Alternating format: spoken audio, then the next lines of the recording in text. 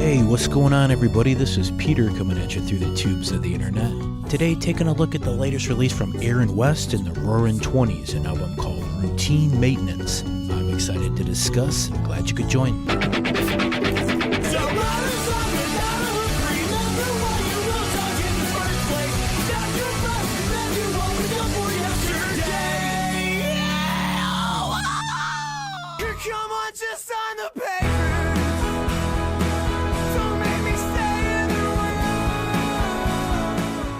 Fast Facts. Routine Maintenance, released May 10th, 2019 via Records, is the second studio LP from Brooklyn-based Americana artist Aaron West and the Roaring Twenties. This act is the solo side project of the Wonder Years frontman Dan Campbell and features production and additional instrumentation from the early November's Ascenders. Backstory. Dan Soupy Campbell's had a prolific career over the course of the past decade, dropping 6 full-length LPs with his main band, the Wonder Years, and rising to top-tier status in the pop-punk scene. But as Aaron West, Campbell attempts to strip back that excess of stardom and return to basics. West exists as a fictional alter ego for Soupy, and it's one he fully commits to taking on in first person, both on the record and at live shows. The ongoing Aaron West saga explores familial and romantic relationships, as well as a budding singer-songwriter career, complete with tiny bar gigs, cross-country travel, and just barely scraping by.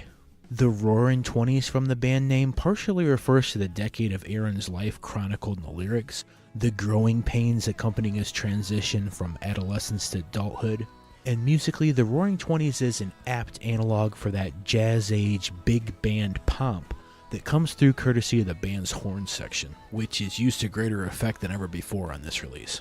The group alternate back and forth between stripped-down acoustic arrangements and Springsteen-esque bar rock Americana, and it makes for a dynamic sound that gives the release a lot of punch. Routine Maintenance is a solid sophomore offering in the Aaron West mythos, as Campbell continues to build on a compelling story and utilizes the band's diverse instrumentation in a really satisfying way. Track-by-track analysis. This release has 10 tracks and clocks in at 35 minutes. This runtime works great for the album. The lyrical tone's often sappy, but the pace is swift. Many tunes are lyrically dense enough to hold the listener's attention just with Campbell's vocals, but there's also a few occasions where the band draws out instrumental portions to really give it an epic tone. There's maybe a couple dips in the action for the latter half of the album, but it finishes strong and makes for a really compelling half hour. Track 1, Lead Paint and Salt Air.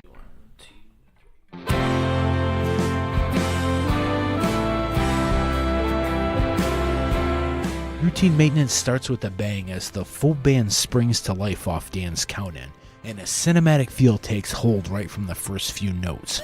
But while the instrumental sounds like a huge ensemble effort, the lyrics are all about solitude. West is holed up in a coastal town, working a painting gig and enjoying the isolation.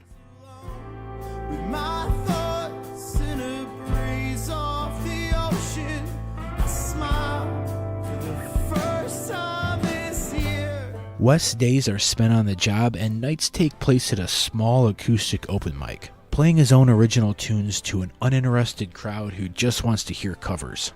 Even around this group of other people, Aaron's seclusion still comes through strongly. As the tune's wrapping up, it moves into a bridge about how West started smoking again, just because he likes it and it passes the time. We know from the band's previous tracks that he thought e-cigs were bullshit and he was only using them because Diane hated smoking. But now that she's out of the picture, he's back to enjoying that simple pleasure. This first track does a great job of conveying West's isolation as well as the small comforts he's taken in it, and it's a really strong opener.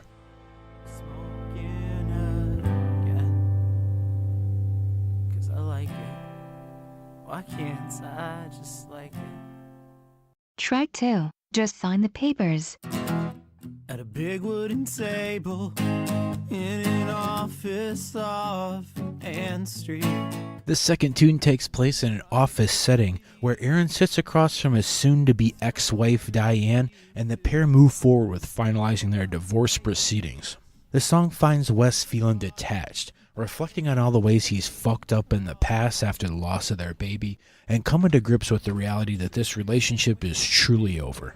Throughout the course of the Aaron West discography, we get the story from his perspective, and while he doesn't exactly give himself a heroic edit, the overall narrative does serve to rationalize the way he abandoned his wife and treated her poorly. The "honey, baby, please" line he accidentally drops on her here has a really sleazy quality to it, and I hear it as a nice reminder of all the bullshit she had to put up with in the previous stories. When the chorus kicks in, the listener drifts into another setting with West, as his mind wanders to a night drive in the pouring rain.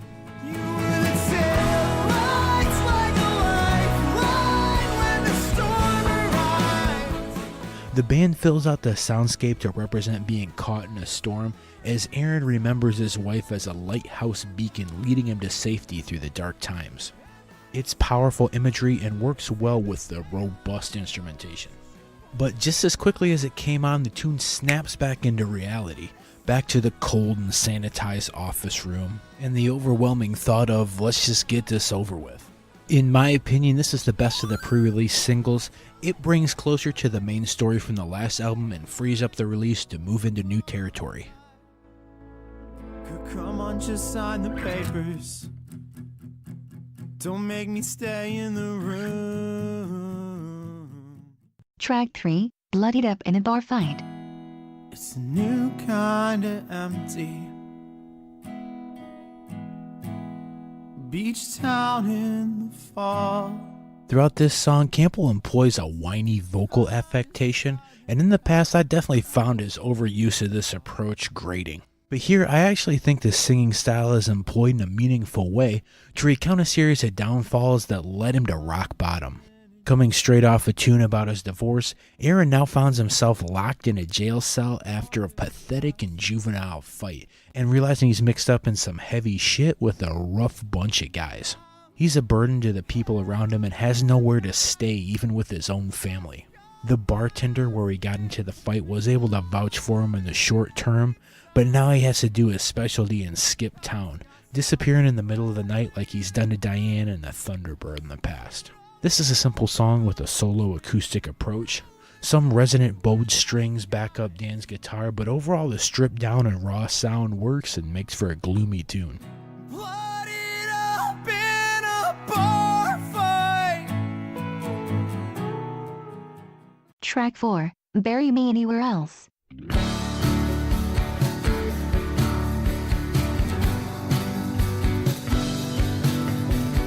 A 90s alternative sound comes through in this track's opening instrumental, and the lyrics take the folk punk cliche of riding the rails and put it front and center in the tune. The cut outlines West's plans to head west, and does so by really getting into the nitty-gritty of the logistics, avoiding railroad security, and listing the train route's convoluted itinerary. The North Line on an IM from Chicago cut through Suey. It works out to be some cool and unique lyricism, not exactly obvious subject matter, but something that places the listener directly in West's shoes. The soaring delivery of the titular line on the song's bridge hits hard, both with the vocal inflection and the full-bodied instrumentation behind it.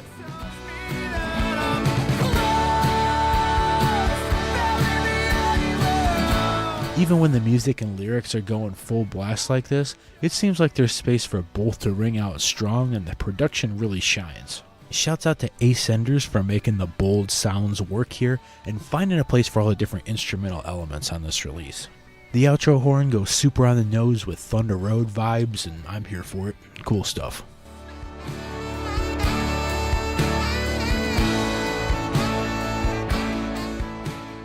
Track 5, Rosa and Reseda.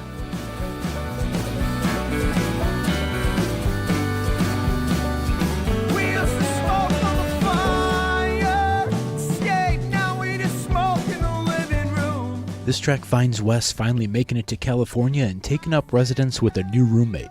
Not much really sticks out musically except the harmonica, but I still like this cut quite a bit. The story introduces the characters of Rosa and her boyfriend who, along with Wes, are cobbling cash together to pay rent and sustaining life via chain smoking and table scraps. This hand-to-mouth existence isn't exactly the sun-drenched West Coast dream, but the group are making it work. I mostly like this tune just because it shows Wes with a couple nice platonic friendships. Rosa being a new character could have played out in some dramatic love triangle way, but instead the gang are just supportive of each other. Wes' new friends attend his open mics and try to help him track down a tour van, and Aaron doesn't screw up the good thing they've got going. Rosa's story makes for a nice little aside halfway through this release, and as the track's ending, we also learn that Wes' sister's husband's health is deteriorating. This new story beat gets a seed planted here that develops in a big way later in the track list. Even songs that don't immediately seem to have much to offer can have big ramifications for the story at large, and that's a cool quality of this release. Nice track here. And her boyfriend's a real great guy. He works down in the Tribune. Track 6, Wildflower Honey. I stood up tall in the flowers. Campbell borrows a really similar instrumental to Mitski's Two Slow Dancers here for a laid-back tune that starts out describing the scenic beauty of the world around West on his travels. There's a really serene quality to the chorus, drifting off to sleep, snacking on honey in the Texas breezes, and it creates a peaceful vibe for the listener that brings a new sound to the record. The second verse describes some guitar maintenance and Wes finally rounding up a band of merry men to tour as his backing instrumentalists. Finding these boys in Philly is likely a tongue-in-cheek nod to the Wonder Years, and this whole scene seems like a triumphant and exciting event. But then the first thing the group do together is fall asleep eating wildflower honey. It just seems like the chorus happened to be coming up, and rather than a conscious decision to put these themes together, the lines just follow each other linearly in the song setup. The track's super simplistic but still manages to be kinda scatterbrained. There's not much gripping in the way of instrumentals, and despite the unique, relaxed vibe the track invokes, it doesn't really land all that well for me overall, and it's a thumbs down here.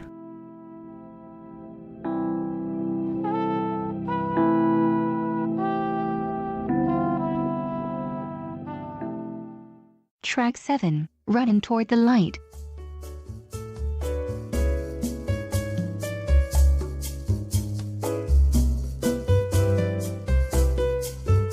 The horns on this track are big and bold and over the top, and it conveys that rollicking quality getting the band together I mentioned was missing from the previous track. This song is pure positive, and it comes at a point in the track list where Wes' dreams of becoming a musician are finally starting to take root.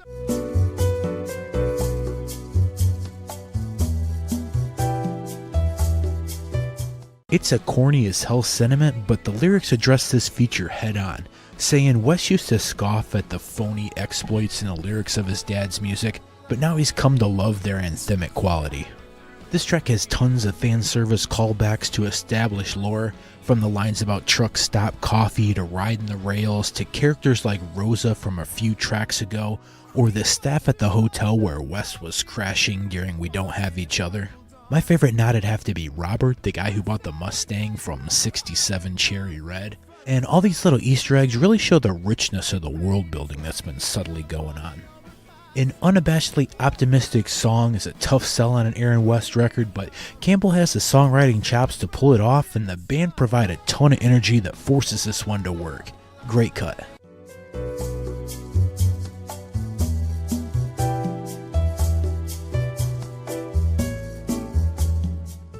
Track 8, God in the Billboards. You think that God reads the billboards? A meandering Western instrumental line runs through this tune, with banjo notes moseying along at a leisurely pace. Lyrics find Wes stealing himself before answering a call from his sister. Her boyfriend's been sick, and he knows before she even says it that he's passed away. Things were looking up for West in the band, but now he's sidetracked and he has to head home. This idea of being summoned home by a loved one dying is subject matter Campbell's used on several recent The Wonder Years releases, and I'm not sure why this exact plot device had to make the jump to the fictional story too. It just seems a bit played out in Campbell's songwriting. Probably the low point of the release for me. I like the line about West and his sister being binary stars holding each other in orbit, but it's an otherwise lackluster track, and being the longest on the record doesn't help. exhale and answer the phone. Track 9, Winter Coats. I saw my sister lay in bed, chain smoking cigarettes. The bulk of this tune is set at a church after the funeral for Catherine's husband, where Wes sits down at the organ to play himself a quiet hymn and is startled to find his nephew Colin still at the church too. The chorus here borrows heavily from Kevin Devine's vocal delivery and uses an interesting metaphor about a lost winter coat to show how Wes might be able to help Colin through his grief. They've both tragically lost their dads, and that shared heartbreak could likely provide some comfort for the grieving teen. The song winds down as the pair share a tender moment where Wes teaches his nephew how to play the organ while recognizing some facial features of his late father in Colin's appearance. It's a pretty and sentimental penultimate cut, and it sets the stage for a great finale. I took pity on your battered soul and never let you in. Track 10, Routine Maintenance. All of us here under the same roof again. The record ends with Wes' remaining family members reunited in his childhood home under the unfortunate circumstances of the funeral. The prettiest use of strings on the release, or just about any release for that matter, plays as Wes recalls working in the garage with his father, changing the oil of an old family car. Aaron realizes that his mom's present-day oil changes have been neglected for several months, so he takes it upon himself to step up and remedy the problem, showing Colin the ropes in the process. The record ends with truly beautiful instrumentation and Wes working through a list of other chores, and I found this really touching and relatable. A big part of being an adult taking on responsibilities, a lot of those boil down to boring, mundane tasks. Routine maintenance, if you will. The final track shows a huge amount of growth for Wes, and it feels well earned for how the story's played out. The lessons passed down to Aaron from his father can now be passed down to another generation, and it's an exceptional closer here, where it feels like Wes finally has his shit together at long last. I'm trying to be someone you can count on for change. Verdict. Overall, I really like this album. Campbell & Co. fully realized the potential of the big band sound and the storytelling sharp and focused throughout, while building to a satisfying conclusion. The ups and downs in this story are well communicated and follow logically with the events unfolding in West's life. Routine Maintenance is an improvement over the last Aaron West LP and even the last Wonder Years record. If you're looking for rich world building now that the MCU and Game of Thrones storylines are reaching a conclusion, maybe get on the ground floor with this Aaron West mythology because there's something special going on here. For that reason, I'm going to give this release a score of 8.5 out of 10, and I'm really curious to hear where the story heads next.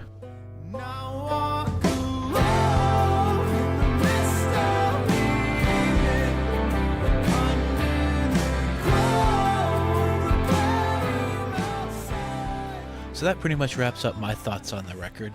Let me know in the comments what you thought of the release, my critique, or the review format in general. Making this is a lot of work, but also fun, and definitely worth it if it helps some people wrap their head around the record. Thanks for listening, and I'll catch you next time. It's a series of tubes.